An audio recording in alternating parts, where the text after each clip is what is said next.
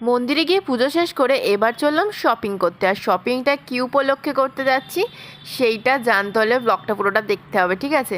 তো চলো, আজকে যাচ্ছি প্যান্টালুন্সে। আর প্যান্টালুন্সে আমি শপিং করতে গিয়ে দেখি কি কাণ্ড, সেটা হচ্ছে প্রচণ্ড দাম এখানে। কিন্তু আমাকে কিনতেই হবে, কারণ আমার কিছু কিছু ড্রেস এতটা পছন্দ হয়ে গেছিলো, সেটা তোমাদেরকে আমি ঘুরিয়ে ঘুরিয়ে দেখাবার। এই ব্যাগটা আমার খুব পছন্দ হয়েছিল, কিন্তু আমাকে কিনে দেয়নি, জানো? প্লিজ কেউ আমাকে কিনে দাও একটু। তো যাই হোক, তারপরে আমি তুমি অ্যাট লাস্ট বলে দিই আমি প্যান্টালুন্সে কেন শপিং করতে গেছি। শপিং করতে গেছিলাম তার কারণটা হলো যে আমরা হানিমুনে যাব। তো হানিমুনে যেতে গেলে তো একটু শপিং লাগবেই, তার জন্যই গেছিলাম শপিং করতে। আর এই ড্রেসগুলো আমি ট্রায়াল রুমে গিয়ে ট্রায়াল দিচ্ছিলাম।